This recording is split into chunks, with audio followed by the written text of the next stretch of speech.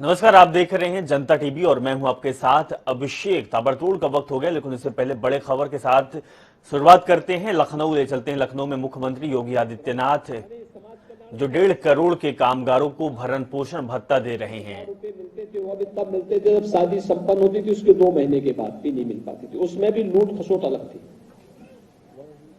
क्योंकि जैसी पिछली सरकार की मंशा थी वैसे उसके परिणाम भी थे। अगर 20,000 रुपया मिलना था तो बेचारे 10,000 भी नहीं पहुंच पाता था। लेकिन हमारी सरकार आई, हम लोगों ने कहा नहीं, इस राशि को बढ़ाया जाना चाहिए। और भाइयों बहनों, हम लोगों ने मुख्यमंत्री सामूहिक विवाह की योजना लागू की। कोई भी कन्या, गरीब कन्या कोई भी है, उसके शादी ब्याह की जिम्मेदारी सरकार उठाएगी। 51,000 रुपए हम गरीब कन्या की शादी के लिए देते हैं।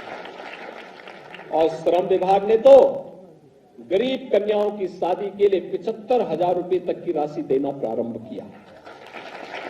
कई जगह में स्वामी प्रसाद मौर्य जी ने कई जगह कार्यक्रम आयोजित किए जिसमें मुझे जाने का अवसर प्राप्त हुआ था। वहां पे मैं देखता था गरीब कन्याओं की शादी में, यानी जिनको कोई पूछता नहीं था पहले, जिनका शोषण होता था, आज उनके यहां आयोजन में लड़की की शादी में मुख्यमंत्री जा रहे हैं, मंत्रीगण जा रहे हैं, अधिकारीगण जा रहे हैं। उनके बच्चों के लिए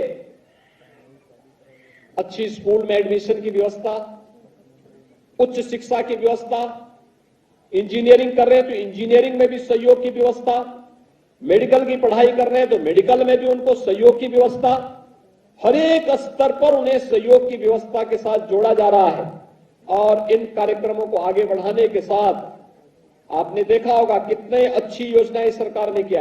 एक जनपद एक उत्पाद के माध्यम से परंपरागत उद्यम को बढ़ावा देने के साथ ही अधिक से अधिक लोगों को प्रदेश में ही रोजगार मिल सके। विश्वकर्मा श्रम सम्मान के माध्यम से प्रदेश के परंपरागत हस्तशिल्पी और कारीगरों को कार्य पे देने, बढ़ई है, नाऊ है, मोची है, राजमिस्त्री है, हलवाई है, इन सभी लोगों को भी कार्य के साथ जोड़ने, उनके स्किल डेवलपमेंट के साथ ही उनका प्रशिक्षण के दौरान मानदेय और फिर उसके बाद टूल किट उपलब्ध कराना, फिर बैंकों के साथ उन्हें जोड़ करके उन्हें समय पे मानदेय उपलब्ध करवाना, ये सभी कार्यक्रम चले। और कोरोना कालखंड के अंदर उत्तर प्रदेश पहला राज्य था जिसने भारतीय मजदूर संघ के साथ मिलकर के एक व्यवस्था बनाई थी कि हर श्रमिक को हम 2 लाख रुपए की सामाजिक सुरक्षा की गारंटी देंगे और 5 लाख रुपए की स्वास्थ्य बीमा का कवर भी देंगे। और भारत सरकार ने भी इसके लिए पोर्टल विकसित किया है जिसमें हर श्रमिक को रजिस्टर्ड किया जा रहा है। उत्तर प्रदेश पहला राज्य था जिसने लॉकडाउन प्रारंभ होते ही अपने श्रमिकों के लिए उस समय भरण पोषण भत्ते की घोषणा की थी और फ्री में राशन की व्यवस्था भी की थी। आज प्रदेश के अंदर 15 करोड़ लोगों को फ्री में राशन, आज प्रदेश के अंदर श्रमिकों को भरण पोषण भत्ता, 54 लाख लोग परिवारों को उस समय भरण पोषण भत्ता हम लोगों ने कोरोना के दौरान दिया।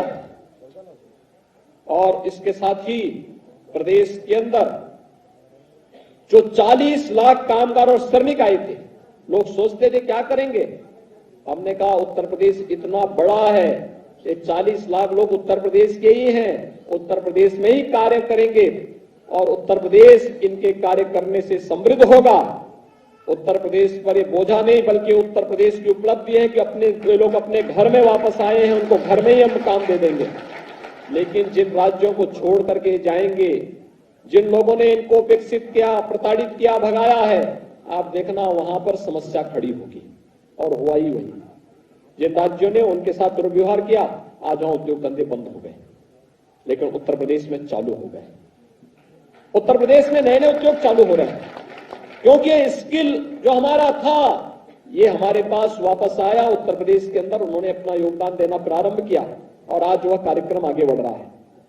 भाइयों बहनों, पहली और द्वितीय लहर के दौरान प्रदेश सरकार ने फ्री में राशन की व्यवस्था, केंद्र सरकार ने भी फ्री में राशन की व्यवस्था की। तो लखनऊ से हम आपको लाइव तस्वीर दिखा रहे थे। सीएम योगी आदित्यनाथ ने भरण पोषण भत्ता की राशि आज ट्रांसफर की है।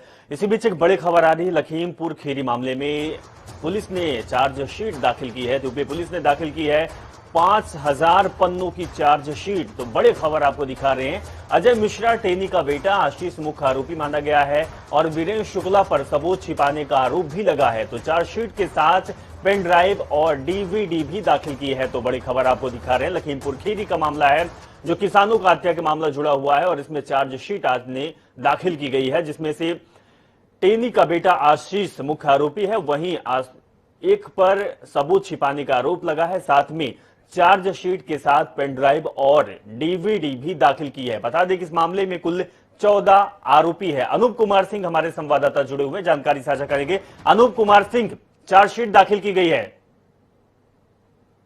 अब देखिए, लगातार जिस तरीके से अफवाहें उड़ रही थी, जिस तरीके से आरोप प्रत्यारोप के दौर था, उसको लेकर जिस तरीके से ये एसआईटी की जो रिपोर्ट जो चार्जशीट दाखिल हुई उसमें 5000 पन्नों की है। इसमें एक और बड़ा खुलासा हुआ है कि जो आशीष मुख्य आरोपी है उसके जो मामा वीरेंद्र शुक्ला हैं उनको भी इस चार्जशीट में शामिल किया गया है। वीरेंद्र शुक्ला पर आरोप है कि वो सबूत छुपाने या फिर तथ्य छुपाने का आरोप है। अब हालांकि अभी तक जो 13 लोग हैं, इसमें चाहे किसानों की तरफ से हो या फिर जो आशीष मिश्रा की तरफ से हो, 13 लोगों की गिरफ्तारी हो जा चुकी, 13 लोग जेल में हैं। चौथा जो आरोपी जो चार्जशीट के अनुसार है वो वीरेंद्र शुक्ला है, जो आशीष का सगा मामा है। उसको भी कहीं ना कहीं पुलिस अब गिरफ्त में लेगी और उसको जेल भेजने का काम करेगी। अभी जिस तरीके से चाहे आशीष के पक्ष से बात करें या फिर किसानों के पक्ष से बात करें, दोनों आरोप प्रत्यारोप था, क्योंकि जो 4 लोगों की मौत हुई थी तो किसान की तरफ से भी हुई थी और आशीष की तरफ से हुई थी। तो 2 मुकदमे दोनों तरफ से लिखे गए थे। जाहिर सी बात है, पुलिस की जो जिम्मेदारी थी, पुलिस साक्ष्य को जुटाने में जो थोड़ा समय जरूर लग गया, लेकिन दूध का दूध पानी का पानी हो गया। अब वो आरोपी भी जेल के अंदर, कल किसान 3 गिरफ्तार हुए थे, उनको जेल भेजा गया है। चौथा जो आरोपी जो निकल के आया है वो आशीष का मामा है, उसकी भी गिरफ्तारी के प्रयास किए जा रहे हैं। चलिए अनूप कुमार सिंह, बहुत बहुत शुक्रिया तमाम जानकारी साझा करने के लिए। अपडेट के लिए आपके पास वापस लौटेगी। इसी बीच एक और बड़ी खबर आ रही है। शिक्षक भर्ती के अभ्यर्थियों का धरना प्रदर्शन पुलिस ने विधानसभा पहुंचने से पहले ही रोका है। तो लगातार अभ्यर्थी धरने पर बैठे हुए हैं। वीवीआईपी गेस्ट हाउस चौराहे पर प्रदर्शनकारियों को रोका गया। सैकड़ों की संख्या में अभ्यर्थी मौजूद थे। तो 69,000 शिक्षक भर्ती मामला है और लगातार अभ्यर्थी प्रदर्शन कर रहे हैं, लेकिन आज अभ्यर्थियों को रोका गया है। तस्वीर भी हम आपको दिखा रहे हैं जब पुलिस इन अभ्यर्थियों को गिरफ्त में लिया है, उस समय की तस्वीर। तो लंबे समय से, कई महीनों से धरने पर बैठे हैं। 69,000 शिक्षक भर्ती मामला है जिसको लेकर अभ्यर्थी लगातार सरकार से मांग कर रहे हैं, लेकिन उनकी मांगे नहीं सुनी जा रही है। और जब भी प्रदर्शन करते हैं, जब भी अपनी बात को रखने के लिए प्रशासनिक तंत्र या फिर शासन के पास जाते हैं, अधिकारियों के पास जाते हैं, विधानसभा का घेराव करते हैं या मुख्यमंत्री आवास के पास जाते हैं, तो उनको गिरफ्त में लिया जाता है। अविनाश हमारे संवाददाता लखनऊ से जुड़े हुए ज्यादा जानकारी देंगे। अविनाश, जिस तरीके की तस्वीर सामने आई है और जानकारी मिल रही है कि अभ्यर्थियों को हिरासत में लिया गया है। देखिए, बिल्कुल अभिषेक, आपने ठीक कहा। जिस तरीके से लगातार 69,000 शिक्षक अभ्यर्थी कई महीनों से राजधानी में प्रदर्शन कर रहे थे। अभी कुछ ही देर पहले विधानसभा की ओर प्रदर्शन करने के लिए पहुंच रहे थे, तो वहां पर जो मौजूदा पुलिस थी उन्होंने उनको हिरासत में लेकर इको गार्डन भेजा। लेकिन इसमें सवाल यह है कि 69,000 शिक्षक अभ्यर्थी में 22,000 जो रिक्त पद है उनको जोड़ने की मांगों को लेकर अभ्यर्थियों का प्रदर्शन अलग चल रहा है। साथ ही नई शिक्षा नीति के तहत 97,000 जो शिक्षक अभ्यर्थी हैं, बेरोजगार अभ्यर्थी हैं, वो भी लगातार प्रदर्शन कर रहे हैं। उनका दोनों का प्रदर्शन इको गार्डन में एक के बाद एक, कहीं बीजेपी दफ्तर के बाहर घेराव करते हैं तो कहीं विधानसभा के बाहर घेराव करते हैं। लंबे अगर बात करें पूरे प्रदर्शन की तो काफी महीने को वक्त हो चुका है, लगातार ये लोग प्रदर्शन कर रहे हैं और एक के बाद एक जब प्रदर्शन करने पहुंचते हैं तो उनको वहां से लाठियां। अविनाश, लगातार ये कहा जाता है, चाहे वो प्रधानमंत्री मोदी के द्वारा हो या सीएम योगी आदित्यनाथ के द्वारा, या हर कोई कहता है कि शिक्षक जो होता है देश का निर्माता होता है। शिक्षक लगातार कई महीनों से सड़कों पर है, उनकी मांगे बिल्कुल भी नहीं मानी जा रही है। क्या कोई भी शासन का तंत्र इनकी मांगे सुना है, कोई आश्वासन दिया है, कुछ क्या निकल कर आएगा? देखिए, कुछ ही दिन पहले शिक्षा मंत्री सतीश द्विवेदी ने प्रेस मीट में कुछ जो 69,000 शिक्षक में जो 22,000 रिक्त पद है उनको जोड़ने को लेकर कुछ सीटों को उन्होंने प्रेस नोट जारी करके आवेदन के लिए यहाँ पर उन्होंने प्रेस नोट जारी करके बताया था कि इतने लोगों को यहाँ पर जो इसके अभ्यर्थी हैं उनको वहां पर पद दिए जाएंगे। लेकिन उसमें कुछ जो अभ्यर्थी बच गए थे उनका जो डेलीगेशन है वो लगातार सड़कों पर प्रदर्शन कर रहा है।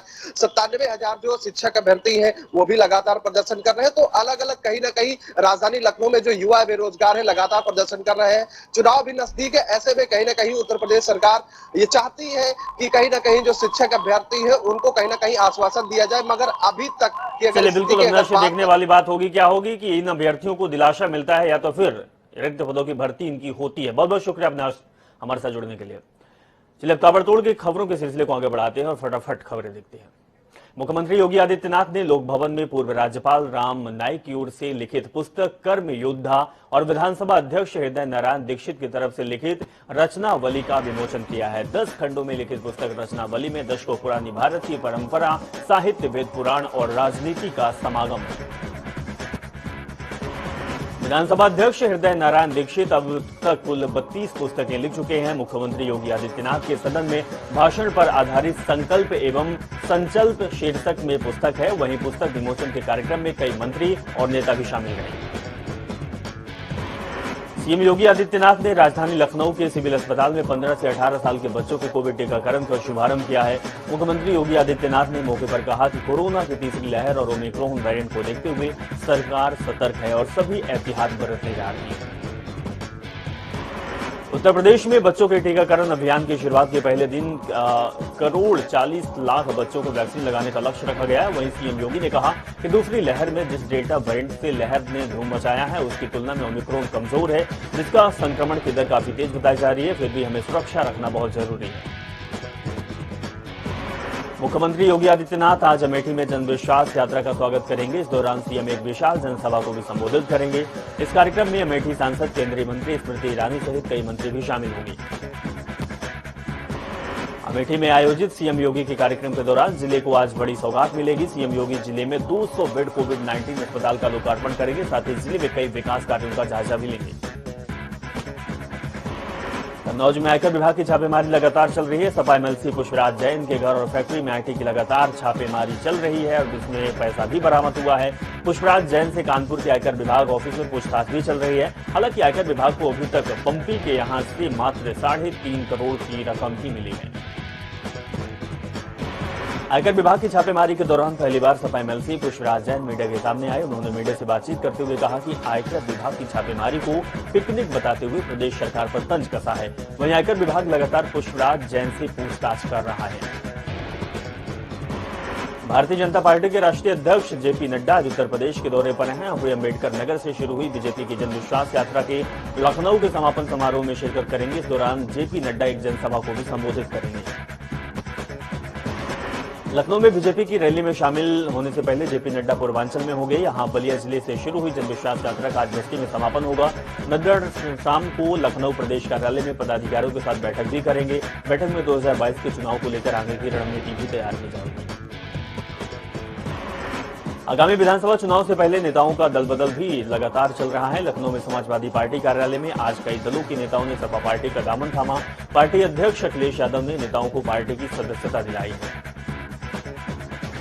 बहुजन समाज पार्टी के डुमरियागंज से सायदा खातून ने सपा का दामन थाम लिया है, तो वहीं बाराबंकी से बसपा नेता तारिक किदवई ने भी सपा में शामिल हुए हैं। इसके अलावा डुमरियागंज के जिला पंचायत सदस्य और भाजपा के कई नेताओं ने समाजवादी पार्टी से हाथ मिलाया है। उत्तर प्रदेश में 15 साल से 18 साल की उम्र के कुल 1,40,00,000 बच्चों को आज से कोरोना के बचाव के लिए वैक्सीन लगाई जा रही है। बच्चों को वैक्सीन लगाई जा रही है। राज्य में 18 साल से अधिक उम्र के लोगों को वैक्सीन लगाने के लिए करीब 16,000 केंद्र बनाए गए, इसमें से 2,150 केंद्रों पर वैक्सीन लगाई जा रही है। डिप्टी सीएम केशव प्रसाद मौर्य ने बलिया जिले को बड़ी सौगात देते हुए कहा कि केशव प्रसाद यहां सिकंदराबाद में 125 करोड़ रुपए से अधिक की लागत की परियोजनाओं का शिलान्यास और लोकार्पण भी किया। साथ ही चेतन किशोर मैदान में आयोजित पिछड़ा वर्ग सम्मेलन को भी संबोधित करेंगे। डिप्टी सीएम केशव प्रसाद ने बलिया में 53 करोड़ 11 लाख की लागत से विकास कार्यों का लोकार्पण और 72 करोड़ की लागत से होने वाली विकास कार्यों का शिलान्यास किया। अपने दौरे के दौरान केशव प्रसाद मौर्य ने पार्टी के पदाधिकारियों के साथ बैठक भी की। इलाहाबाद हाईकोर्ट की प्रधान पीठ और लखनऊ खंडपीठ में आज से मुकदमों की ऑनलाइन सुनवाई हो रही है। बढ़ते कोरोना संक्रमण को देखते हुए जजों की प्रशासनिक कमेटी ने यह फैसला लिया है। इस संबंध में गाइडलाइन भी जारी कर दी गई। जमीन और रंगदारी के मामले में माफिया अतीक अहमद के बेटे अली अतीक और उसके साथियों पर अतीक के रिश्तेदार जीशान ने मारने की धमकी के साथ 5 करोड़ की रंगदारी मांगने का मुकदमा दर्ज कराया है। पुलिस ने गंभीर धाराओं में मुकदमा दर्ज 2 आरोपियों को हिरासत में लिया है। फतेहपुर के सदर कोतवाली क्षेत्र में चोरी की घटना को अंजाम दे रहे बदमाशों ने रिटायर्ड शिक्षक की ईंट से कुचलकर निर्मम हत्या कर दी और लाखों की नकदी और जेवरात लेकर बदमाश फरार हो गए, जिसके बाद एसपी ने घटना का जल्द खुलासा करने का निर्देश दिया है। आगरा यमुना एक्सप्रेस वे पर थाना खदौली क्षेत्र में 154 किलोमीटर का डिवाइडर तोड़ता हुआ ट्रक दुर्घटनाग्रस्त हो गया। वहीं हादसे में चालक और क्लीनर की मौके पर ही मौत हो गई। फतेहपुर के किशनपुर थाना क्षेत्र में नाइट कर्फ्यू का उल्लंघन बार बालाओं ने किया है, जिसका वीडियो सोशल मीडिया पर वायरल हो रहा है। वहीं वीडियो वायरल होने के बाद हरकत में आई पुलिस ने महामारी एक्ट के तहत मुकदमा दर्ज कर लिया है। एटा के मलावन थाना क्षेत्र में संदिग्ध परिस्थितियों में युवक का शव पेड़ पर लटका हुआ मिला। वहीं परिजनों ने हत्या कर शव लटकाने का आरोप लगाया, जिसके बाद सूचना पर पहुंची पुलिस ने शव को कब्जे में लेकर पोस्टमार्टम के लिए भेज दिया। एटा के मलावन थाना क्षेत्र में नए साल का जश्न मनाकर लौट रहे युवाओं की तेज रफ्तार कार डिवाइडर से टकरा गई। वहीं हादसे के बाद बाल बचे कार सवार युवक कार छोड़कर फरार हो गए। बादा के पैलानी थाना क्षेत्र में खेत पर पानी लगाने गए किसान की भीषण ठंड की हालात बिगड़ गई, जिससे परिजनों ने आनंद फानन में स्थानीय अस्पताल ले जाया गया, जहां रास्ते में ही किसान की मौत हो गई। बदायूं के बिलसी नगर में मंदबुद्धि युवक पानी की टंकी पर चढ़ गया, जिसके बाद सूचना पर पुलिस पहुंची और कड़ी मशक्कत के बाद युवक को नीचे उतारा गया। हमीरपुर की सदर कोतवाली पुलिस को बड़ी सफलता लगी और पुलिस ने कच्ची और देसी शराब को बेचती महिला 300 लीटर शराब के साथ गिरफ्तार कर लिया। लखीमपुर खीरी पुलिस को बड़ी सफलता हाथ लगी है। पुलिस ने लूट चोरी जैसी घटनाओं में शामिल 5 शातिर अभियुक्तों को गिरफ्तार कर लिया है और साथ ही उनके पास से 5 अवैध असलहे, 315 बोर और कारतूस बरामद किया है। वैष्णो देवी दरबार में हुई भगदड़ के बाद जो मौत हुई उसमें से गाजियाबाद की रहने वाली एक महिला श्वेता सिंह भी मौत की शिकार हो गई है। श्वेता सिंह गाजियाबाद की वार्तालोक सोसाइटी में रहती हैं और ये उनका मायका भी है। सहारनपुर के नागल थाना क्षेत्र में प्रेम प्रसंग में युवती की चाकू गोदकर हत्या कर दी गई है, जिसके बाद युवती को इलाज के लिए अस्पताल में भर्ती किया गया, जहां इलाज के दौरान युवती की मौत हो गई। महोबा के कवरई थाना क्षेत्र में गिट्टी लोड कराने गए ट्रक का धर में कांटे पर तौल के दौरान अचानक टायर फट जाने के बाद खड़ा दूसरा ट्रक चालक की मौके पर दर्दनाक मौत हो गई, जिसके बाद सूचना मिलते ही मौके पर पहुंची पुलिस ने शव को कब्जे में लेकर पोस्टमार्टम के लिए भेज दिया। सिद्धार्थनगर में स्वास्थ्य विभाग के स्मार्ट मोबाइल वितरण का कार्यक्रम सीएमओ ने खुले मंच में सदर विधायक का पैर छूकर किया है और मुख्य चिकित्सा अधिकारी के कर्मचारी ने सीएमओ को विधायक का परिचय दिया। बादा से चित्रकूट जा रही बस में अचानक आग लग गई, जिसके बाद पुलिस ने समय रहते सभी लोगों को सुरक्षित बस से बाहर निकाला। इस दौरान बस कंडक्टर गंभीर रूप से झुलस गया, जिससे इलाज के दौरान अभी उसका इलाज चल रहा है। श्रावस्ती में डीएम नेहा प्रकाश के आदेश पर आबकारी विभाग ने बड़ी कार्रवाई करते हुए जिले के अलग अलग थाना क्षेत्रों में पुलिस ने छापेमारी करते हुए 70 लीटर कच्ची शराब बरामद की है। इस दौरान आबकारी विभाग ने 6 अभियुक्तों को गिरफ्तार कर जेल भेज दिया है। दिल्ली के मुखिया अरविंद केजरीवाल आज उत्तराखंड दौरे पर हैं। केजरीवाल देहरादून की परेड ग्राउंड में जनसभा को संबोधित करने के साथ ही उत्तराखंड नवनिर्माण के लिए नव परिवर्तन अभियान का शुभारंभ करेंगे। चलिए चलते हैं पूर्व सीएम अखिलेश यादव कुछ कह रहे हैं और हम आपको सुनाते हैं क्या कहते हैं। वोट पर है, साथ ही साथ ये तो बताया मैंने कि पावर प्लांट कहां लगे हैं। कोल जनरेशन से भी बड़े पैमाने पे बिजली बन रही है, लेकिन इस सरकार ने कोल जनरेशन पे कोई ध्यान नहीं दिया। जो हमारे शुगर मिल प्लांट थे उन पे सरकार की तरफ से नेताजी के समय पर एक पॉलिसी आई थी जिसके तहत बड़े पैमाने पे इन्वेस्टमेंट हुआ था और इन्वेस्टमेंट होकर के कोल जनरेशन के प्लांट लगे थे, जिससे सरप्लस बिजली उत्तर प्रदेश सरकार को मिल रही थी। लेकिन इस सरकार की नाकामी की वजह से कोई जनरेशन आगे नहीं बढ़ पाया है। तो बिजली पर्याप्त का इंतजाम करना और साथ ही साथ हमारे बाबा मुख्यमंत्री ये भी नहीं जानते होंगे कितनी ट्रांसमिशन लाइन उत्तर प्रदेश में लगी होंगी। कभी आप बताओ पत्रकार साथी हो, उनके मुंह से कभी ट्रांसमिशन लाइन शब्द सुना आपने? 5 साल गुजर गए, अगर कभी ट्रांसमिशन लाइन बोला हो उन्होंने तो बता दो। अभी वो रट रहे हैं अकेले में बैठ करके, और अगली प्रेस में जाना पूछना कि माननीय मुख्यमंत्री जी आप रट पाए कि नहीं रट पाए। अभी वो अकेले में बैठ करके रट रहे हैं कि 3x63 सुपरक्रिटिकल थर्मल प्लांट कब बोला जाए। अभी हिम्मत नहीं जुटा पा रहे बोलने की, और आपने ये सवाल पूछ लिया, वो कभी बोलेंगे नहीं। और ट्रांसमिशन लाइन बनाई उत्तर प्रदेश में, क्योंकि पुरानी सरकार जो थी उसने शुरुआत की थी ट्रांसमिशन लाइन की, और उस ट्रांसमिशन लाइन को पूरा करने का काम पूरे देश में, अगर सबसे पहला इन्वेस्टमेंट ट्रांसमिशन लाइन में किसी में आया और उसको पूरा करने का काम अगर किसी ने किया तो समाजवादी लोगों ने करके दिखाया। उत्तर प्रदेश में फीडर अलग करना, फीडर सेपरेशन का काम, नए नए सबस्टेशन बनना, बिजली को अंडरग्राउंड ले जाना। मुझे याद है आजमगढ़ का सबसे पहले अंडरग्राउंड केबलिंग किया था, मऊ का भी शुरू करा दिया था, बनारस से पहले सारनाथ का सरकार से हो गया, लेकिन उस समय की भारतीय जनता पार्टी की सरकार ने कहा कि हम बनारस को भी करना चाहते हैं। उस समय के जो बिजली मंत्री थे उन्होंने हमारे प्रमुख सचिव से कहा कि बिजली को हम अपने हिसाब से अपने माध्यम से किसी से लगवाना चाहते हैं, अगर आपकी सरकार मान जाए तो हम उसी तरीके से लगाने का काम करेंगे। मुझे याद है हमने अपने प्रमुख सचिव से कहा कि अगर वो केंद्र सरकार के कोई मंत्री कह रहे हैं कि वो अपने हिसाब से अंडरग्राउंड केबलिंग कराना चाहते हैं तो उसको पूरी की पूरी परमिशन दी जाए और स्वीकृत की जाए, और उसका परिणाम है कि बनारस में अंडरग्राउंड केबलिंग अगर किसी की वजह से हो रही है तो समाजवादी पार्टी की सरकार की वजह से। तो अखिलेश यादव की हम प्रेस कॉन्फ्रेंस आपको सुना रहे थे। अब ताबड़तोड़ खबर के सिलसिले को आगे बढ़ाते हैं। केजरीवाल का ये 6वीं बार उत्तराखंड दौरा है और लगातार सियासी दलों के शीर्ष नेताओं के दौरे में उत्तराखंड का सियासत गरमाई हुई है। वहीं अपने दौरे के दौरान केजरीवाल पार्टी पदाधिकारियों के साथ बीजापुर गेस्ट हाउस में बैठक करेंगे और बैठक में आगामी चुनाव को लेकर पार्टी से रणनीति बनाएंगे। विधानसभा चुनाव में 60 से अधिक सीटें जीतने का दावा कर रही भाजपा अपने कब्जे वाली 2 विधानसभा सीटों के ताजा हालात को देखकर तनाव में है। देहरादून जिले के रायपुर विधानसभा क्षेत्र में संगठन के एक खेमे के निशाने पर रहे विधायक उमेश काऊ के खिलाफ असंतुष्ट खेमे ने मोर्चा खोल दिया है। उत्तराखंड बीजेपी प्रदेश अध्यक्ष मदन कौशिक ने ताजा स्थिति को देखते हुए विधायकों और कार्यकर्ताओं से अलग अलग बात की है। कौशिक का दावा है कि दोनों विधानसभा सीटों पर हालात एकदम सामान्य हैं, लेकिन पार्टी सूत्रों के मुताबिक आने वाले दिनों में दोनों विधानसभा सीटों पर खेमबंदी और तेज हो सकती है।